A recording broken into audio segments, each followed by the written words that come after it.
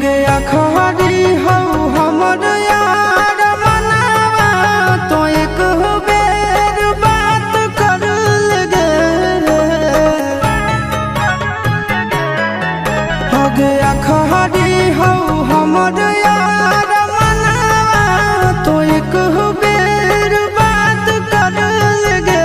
हो गे सोना यारावा हो भरती पटनवा में आके मुलाकात कर लेगे आगे सोना यारावा हो भरती पटनवा में आके मुलाकात कर लेगे आगे चली जाइबौ छोड़ी के दुनिया विदाई अपने हाथ कर लेगे आगे सोना यारावा हो भरती पटनवा में आके मुलाकात कर लेगे आगे सोना यारावा हो भरती पटनवा में आके मुलाकात कर लेगे।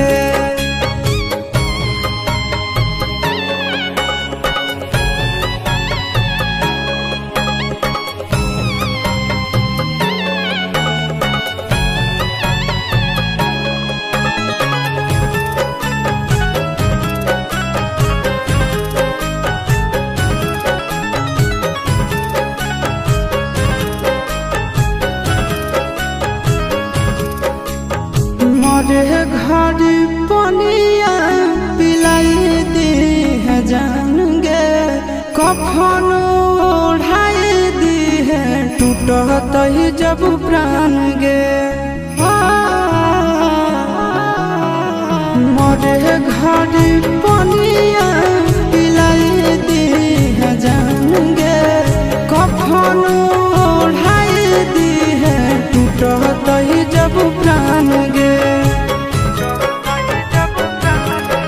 आगे हमारा से तोरा जाती प्यार होता भेंट साक्षात कर लगे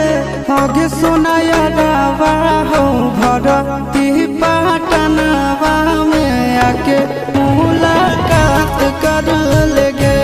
आगे सोना यारावा हो भरती पटनवा में आके मुलाकात कर लेगे।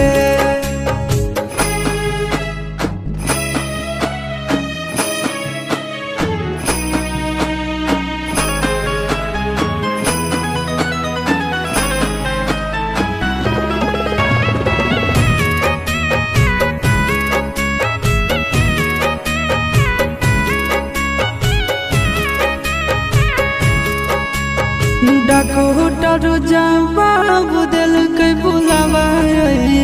मौत के देखी के चेहरा जानू चल जाई है लौट के डॉक्टर जवाब दिल के बुलावा मौत के देखी के चेहरा जानू चल जाई है लौट के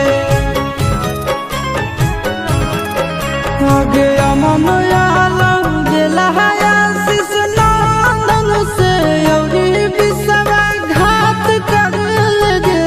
आगे सोना यारावा हो भरती पटनवा में आके मुलाकात कर लेगे आगे सोना यारावा हो भरती